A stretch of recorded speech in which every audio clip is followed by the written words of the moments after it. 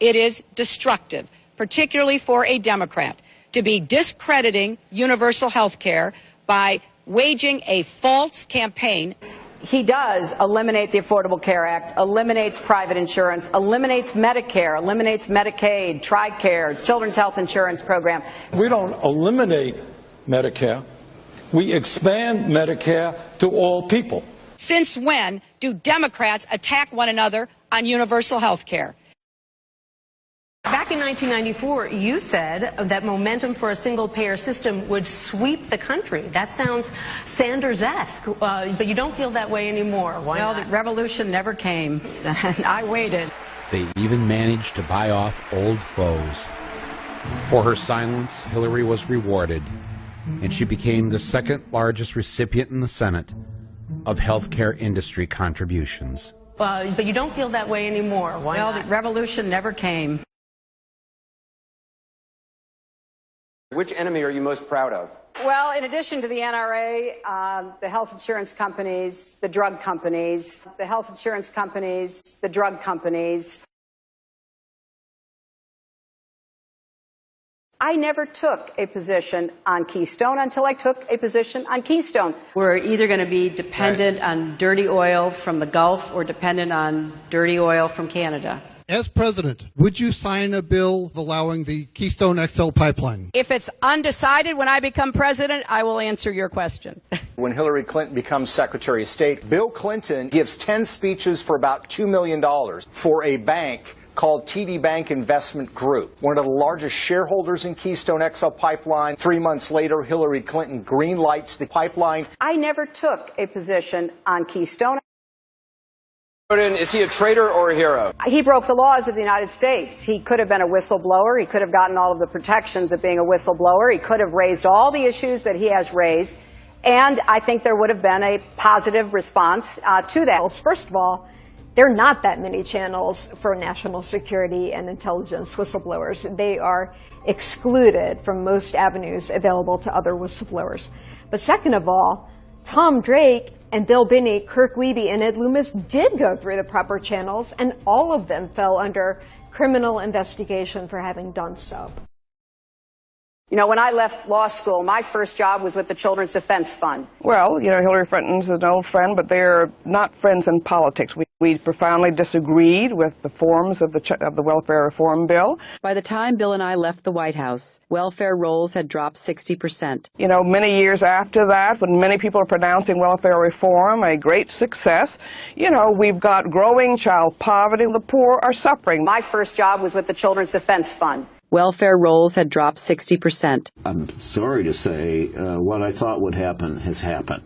This was a blunderbuss. This was just an axe, a hatchet. 6 million, 2% of our population have no income except those food stamps. The food stamps is the sole thing that stands between them and being totally without any income. Welfare rolls had dropped 60%. Yeah, I think it's absurd to suggest she's a friend of children who are in need or families. This is a woman who, when her husband was governor, I first met her at that time when I went down to interview him for the Los Angeles Times, and he was starting his presidential run. And they were bragging about their welfare reform, which destroyed what existed of support for poor children in Arkansas. Then as president, her husband, with her full-throated approval, destroyed the aid to families with dependent children, which 70% of the people on that program were children. They destroyed that program, and we don't even have an accounting of poor children anymore. They're off the radar. He was going to give immunity to the only industry in America. Only industry in America.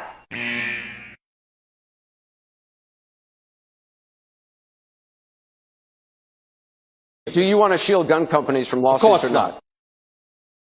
Just for the record, are you a progressive or are you a moderate? I'm a progressive. I take a backseat to no one when you look at my record and standing up and fighting for progressive values. You know, I get accused of being kind of moderate and center. I plead guilty. Well, why do they make millions of dollars of campaign contributions? They expect to get something. Everybody knows that. I represented New York, and I represented New York on 9/11. When we were attacked, where were we attacked? We were attacked in downtown Manhattan, where Wall Street is.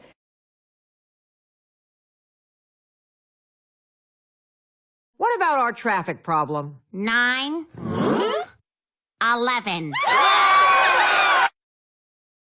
I represented Wall Street as a senator from New York, and I went to Wall Street in December of 2007, before the big crash that we had, and I basically said, cut it out.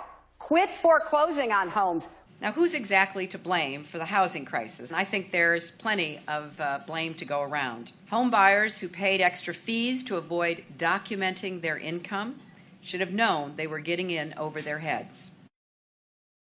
We cannot keep imprisoning more people than anybody else in the world. This bill would have put more police on the street, would have locked up violent offenders so they never could get out again, would have given more prison construction money.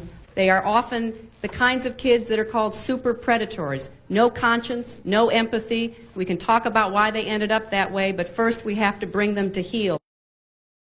Well, actually, I have been very consistent over the course of my entire life.